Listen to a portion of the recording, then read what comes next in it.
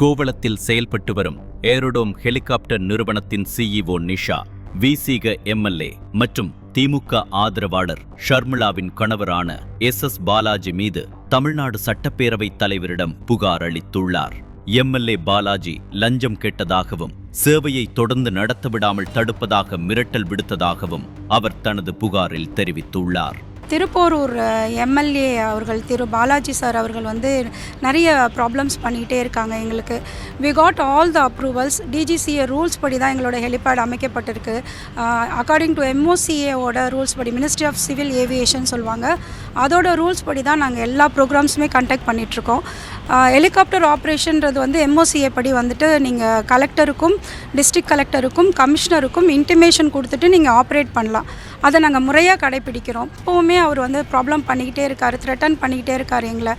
நீங்கள் ஆக்சுவலாக இது என்னென்னா ப்ரைப் கேட்டாங்க, நாங்கள் அதை கொடுக்கல, எங்கள் கம்பெனி கொடுக்கல. அதுக்காக அவங்களே சொல்கிறாங்க, நீங்கள் மட்டும் சம்பாதிக்கிறீங்க, இந்த ப்ரைவேட் கம்பெனி மட்டும் சம்பாதிக்குது அப்படின்லாம் சொல்கிறாங்க. ஸோ அதுக்காக தான் நாங்கள் டேரெக்டாக சபாநாயகர் சாரை பார்க்க வந்தோம். ஸோ ஐயா கிட்ட கொடுத்துருக்கோம், அவங்க நான் கூப்பிட்டு சொல்கிறேன்னு சொல்லியிருக்காங்க. ஸோ ஃபர்தராக என்ன பண்ணுறதுன்னு பார்க்கணும் சார். அது லாஸ்ட் இயரே அவங்க எங்ககிட்ட சொன்னாங்க சார். எங்கள் எம்டி போய் அவங்கள கூப்பிட போயிருந்தாங்க.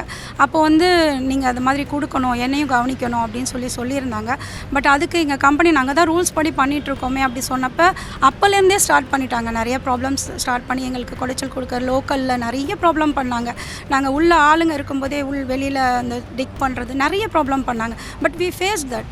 பட் எங்களோட எந்த நாலேஜும் இல்லாமல், எங்களுக்கு எந்த நோட்டிஃபிகேஷனும் இல்லாமல் லோக்கல் பீப்புள் கூட்டிகிட்டு எங்கள் கம்பெனியை லாக் பண்ண வி ஃபேஸ்ட்.